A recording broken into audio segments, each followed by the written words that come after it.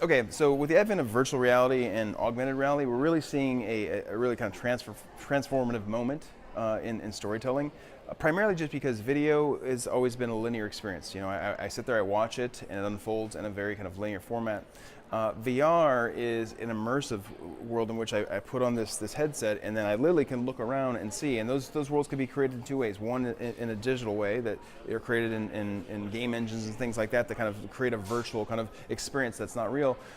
Or you can actually have what's called a 360 camera that literally shoots in all directions in a space, and then once it records that, you're able to kind of put this headset on and look around, and it's a video experience, but you're looking around. So as these technologies become more prevalent, and with Facebook buying Oculus, which is one of the leaders in technology for virtual reality, we're only going to start seeing this more and more so. And because Facebook is dedicated to having being a platform people can share on, being a platform that you can tell stories on. And so this is an extension of storytelling. And what's uniquely different about it is I now have to be concerned about every aspect of what's in the space. Because the great thing about when you're making videos, you can hide. The lights are behind the camera. The director, all the folks that are kind of part of the production are behind the camera. There is no behind the camera with 360 video. So you have to shoot and think of videos differently in how you produce them, because literally the camera can see in all directions.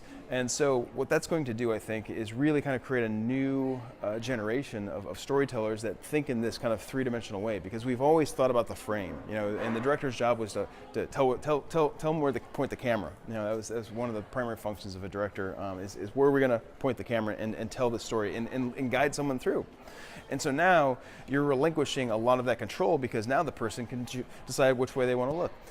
And so that's a lot of implications for what you can do as a storyteller, because you're relinquishing control, but at the same time you're still kind of creating, you're deciding where to put the camera now instead of where it's pointing. So there's still a lot of choices to be made, but it just is really kind of transformative, and it's not really, it's not watching anything anymore. It's literally experiencing something. So it goes from like being a linear kind of almost passive experience to an immersive, very kind of interactive experience, and that has huge implications for how we tell stories, from both personal perspective and certainly from a brand.